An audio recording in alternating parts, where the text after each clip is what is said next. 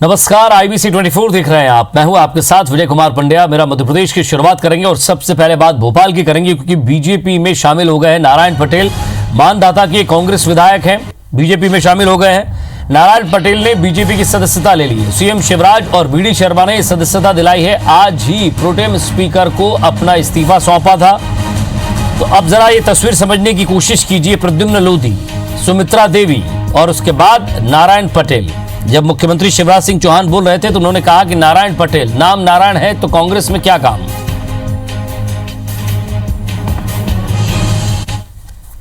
का स्थान है और उसमें आपको आना पड़ेगा।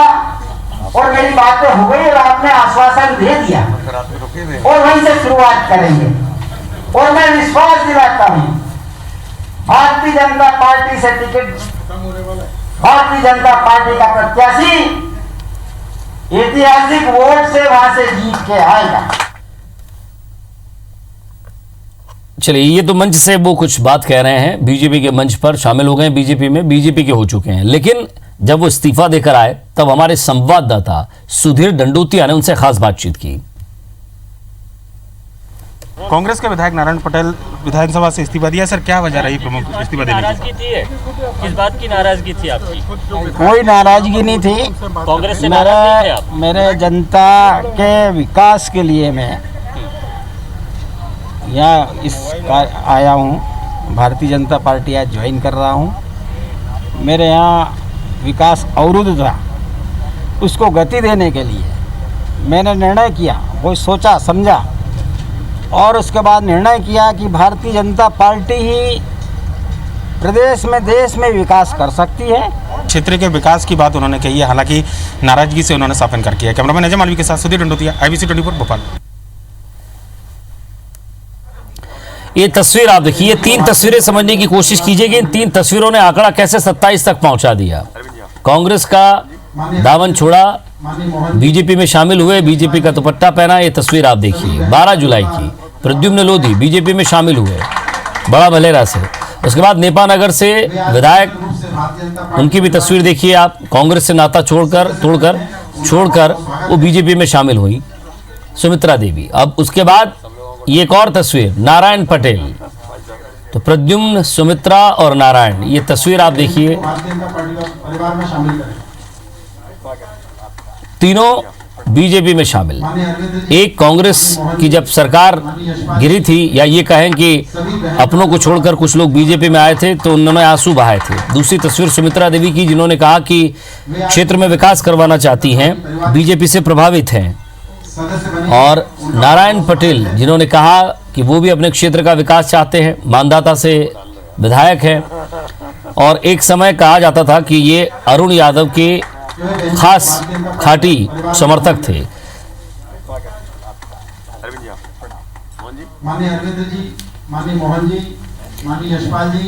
तो जरा मध्य प्रदेश का मौसम समझिए आप, मिजाज समझने की कोशिश कीजिए कि दल बदल का मौसम चल रहा है, चला चली की बेला चल रही है। और आज ही एक और तस्वीर आई थी, आपने देखी होगी दिन में, कि किस तरह से कन्हैयालाल अग्रवाल, जो कि 2008 में शिवराज सरकार में राज्य मंत्री रह चुके हैं, उन्होंने बीजेपी छोड़ के कांग्रेस ज्वाइन कर ली।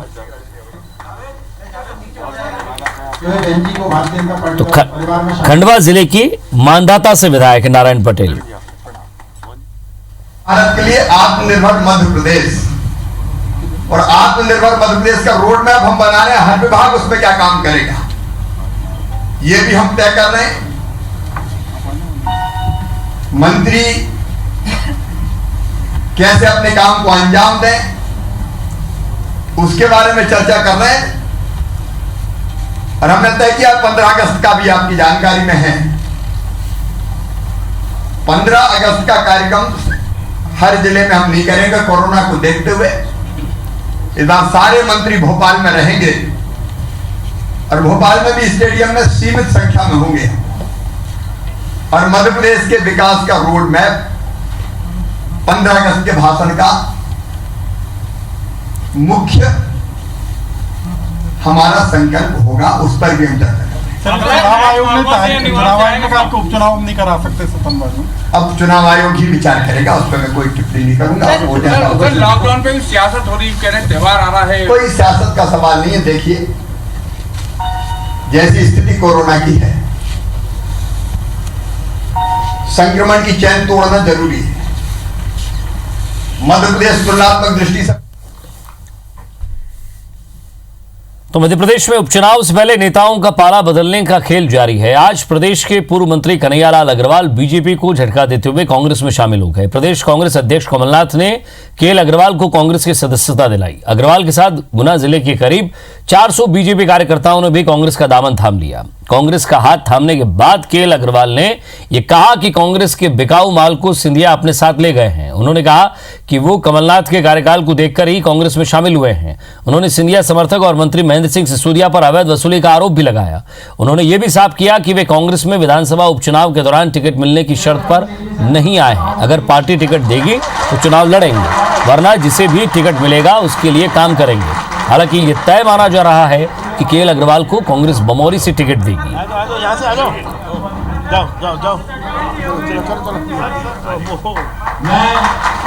बिकाऊ माल था ना कांग्रेस के अंदर, बिकाऊ माल, उसको सिंधिया जी अपने साथ ले गए, अपने साथ ले गए, सब बिक गए।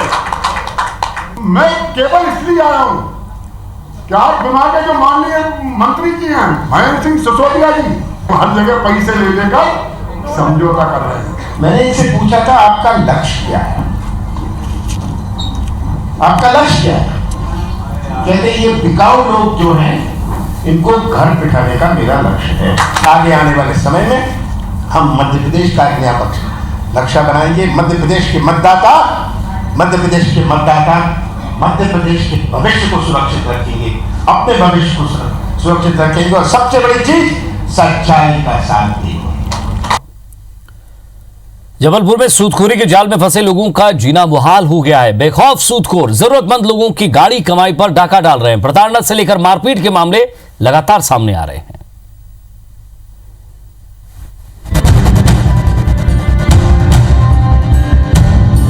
ये है रितु पाठक, जो एक कपड़े की दुकान चलाती हैं। रितु ने अपने कारोबार के सिलसिले में शिखा जैन, हर्षा टेकवानी और मंजू डोंगरे नाम की 3 महिलाओं से कर्ज लिया था। रितु का आरोप है कि मूलधन के साथ ब्याज चुकाने के बावजूद भी सूदखोर और पैसे मांग रहे हैं और पैसा नहीं देने पर धमकी दे रहे हैं। रितु ने पुलिस को इसकी शिकायत की है। इसी तरह अतुल नाम के शख्स ने भी सूदखोरों से 20,000 रुपए उधार लिए थे।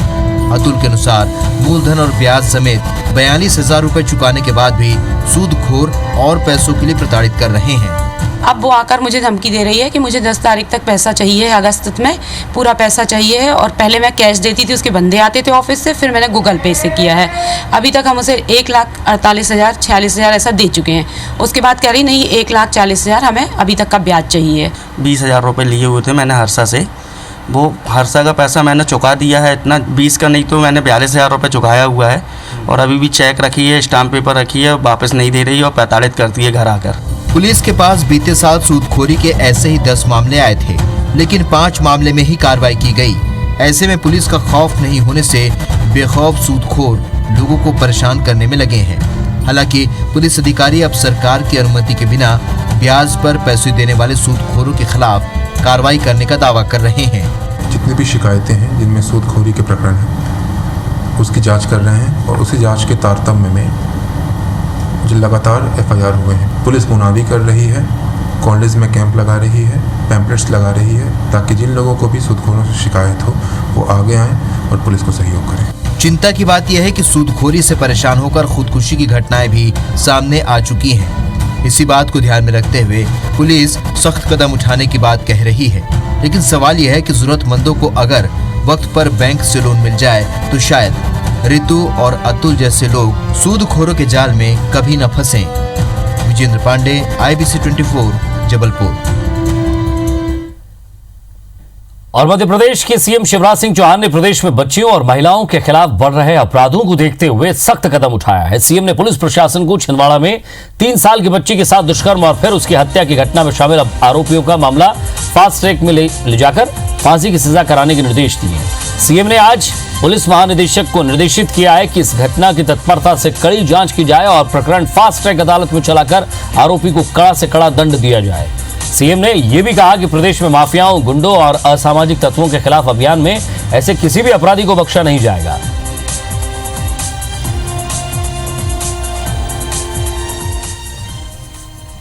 कोरोना काल के बीच इंदौर में नगरीय निकाय चुनाव की तैयारी शुरू हो गई है। इसके लिए मतदाता सूची के प्रकाशन के साथ ही 29 और 31 जुलाई को वार्ड का आरक्षण तय होगा। 29 जुलाई को जिले की नगर पंचायत के लिए वार्डों का आरक्षण किया जाएगा।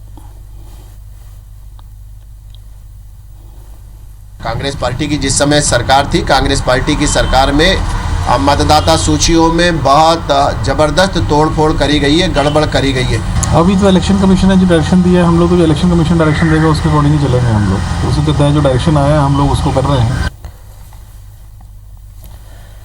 मध्य प्रदेश की राजधानी भोपाल में कोरोना संक्रमण की बढ़ती रफ्तार के मद्देनजर सरकार ने 24 जुलाई की रात से 10 दिन की पूर्ण बंदी का एक बार फिर उसे लागू करने का निर्णय लिया है। कांग्रेस विधायक ने शिवराज सरकार को धमकी दी है कि कोरोना का डर दिखाकर लॉकडाउन लगाने वाले फैसले के खिलाफ सड़कों पर उतरूंगा। कांग्रेस विधायक आरिफ मसूद ने कहा कि बकरीद और रक्षाबंधन पर लॉकडाउन लगाना गलत फैसला है।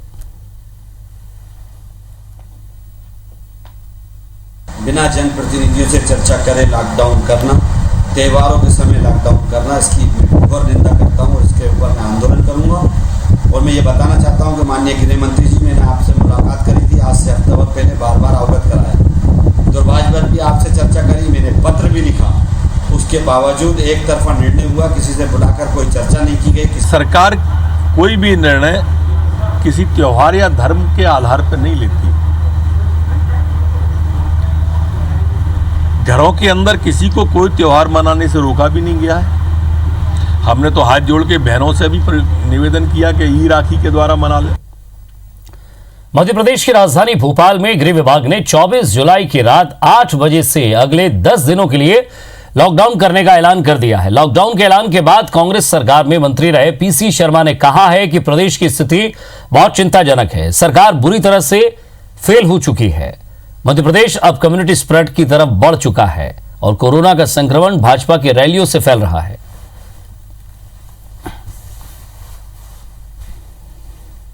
पूरी गाइडलाइन आज कल में गृह विभाग जारी कर देगा। हमने पूर्व सूचना इसलिए दी कल कि जिससे लोग जरूरी चीज या आवश्यक चीज जो वो लेना चाहते हैं, खरीदना चाहते हैं या रखना चाहते हैं या कहीं उनका आना जाना भी मस्ट या आवश्यक है, तो वो पूरी कर लें। उसको 2 दिन का समय उन्हें मिल जाएगा, एकदम नहीं होगा। कोरोना संक्रमण के बीच गुरुवार को प्रदेश की राजधानी भोपाल में 190 संदिग्धों की रिपोर्ट पॉजिटिव आई है। इसके बाद प्रदेश में कोरोना संक्रमितों की संख्या 25,000 के पार पहुंच गई है। कैबिनेट मंत्री अरविंद भदौरिया भी कोरोना पॉजिटिव होने के बाद राजधानी के चिरायु अस्पताल में भर्ती हो गए हैं। बुधवार शाम तक संक्रमितों की संख्या 24,842 थी। भोपाल में केस मिलने के बाद अब यह गुरुवार सुबह तक 25,032 हो गई हैं। डॉक्टर साहब, मध्य प्रदेश में कोरोना बिल्कुल रिटर्न हो रहा है, क्या है? नेपाल के प्रधानमंत्री केपी शर्मा ओली के श्री राम और अयोध्या के बारे में दिए बयान और उसके बाद कंप्यूटर बाबा का नेपाली और गोरखा समाज के खिलाफ दी गई प्रतिक्रिया ने अब तुल पकड़ लिया है। इंदौर में इसका विरोध हो रहा है। नेपाली समाज ने कंप्यूटर बाबा के प्रति आक्रोश जताते हुए कमिश्नर को ज्ञापन देकर कंप्यूटर बाबा से माफी की मांग की है। दरअसल कुछ दिन पहले कंप्यूटर बाबा ने नेपाल के प्रधानमंत्री का विरोध करते हुए कहा था कि अगर उन्होंने माफी नहीं मांगी तो भारत में रहने वाले नेपालियों को खदेड़ देंगे।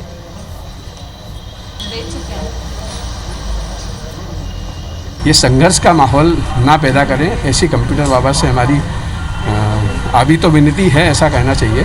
लेकिन अगर इस प्रकार से उन्होंने बयान अपना माफ़ी नहीं मांगी तो एक संघर्ष की स्थिति पैदा होगी। हम चाहते हैं कि वो बयान पर अपनी माफ़ी मांगे। संत होने के नाते वो हमको ये कहते हैं कि हम आपको भारत से यहाँ से खदेड़ेंगे। ये संत की भाषा नहीं है, एक पॉलिटिक भाषा है जो उन्हें ऐसी तरह से बात नहीं करना चाहिए। और हम चाहते हैं कि कंप्यूटर बाबा नेपाली संस्कृति परिषद मध्य प्रदेश से माफ़ी मांगे और अपने बयान वापस लें। और भोपाल पुलिस ने जिस तरह प्यारे मियां पर शिकंजा कसा, उसके बाद अब दूसरे जिलों की पुलिस भी प्यारे मियां पर शिकंजा कसने की तैयारी कर रही है। और इसी कड़ी में इंदौर पुलिस ने प्यारे मियां की संपत्ति की जानकारी खंगालना शुरू कर दी है। प्यारे मियां की इंदौर में 2 से 3 जगहों पर संपत्ति मिलने की सूचना पुलिस को मिली, जिसे लेकर संबंधित विभाग से पत्राचार किया जा रहा है। अगर इसमें किसी भी तरह का कोई भी अवैध काम सामने आया तो निश्चित तौर पर कार्रवाई की जाएगी। हाँ, ये मुख्त जमीन के अवैध खरीद बेच और उसमें मुख्त भू माफिया के रूप में कई लोगों को ठगने संबंधी इसमें शिकायत आई थी, जिसमें प्रकरण भी पंजीबद्ध किया गया है। प्रकरण पंजीबद्ध के दौरान चूँकि और भी कुछ जानकारियाँ इसमें जुटाई जा रही हैं, इसलिए नगर निगम से संपर्क किया गया है और अगर इस तरह की कोई बड़ा अतिक्रमण और इस तरह की कोई शिकायत अनियमितता की पाई जाती है तो पुलिस उसमें पर्याप्त बल की सुविधा प्रदान करेगी, बल उपलब्ध कराएगी ताकि ऐसी कार्रवाई को शीघ्रता से किया जा सके। इंदौर में लाकर पूछताछ की जाएगी। निश्चित तौर पर चूँकि यहाँ पर भी उस मामले में गिरफ्तारी होनी है इसलिए उसे रिमांड पर लाया जाएगा और उसमें कड़ी कार्रवाई की जाएगी। और इसी के साथ फिलहाल इस बुलेटिन में इतना ही। खबरों की अपडेट्स के लिए आप देखते रहिए IBC 24। नमस्कार।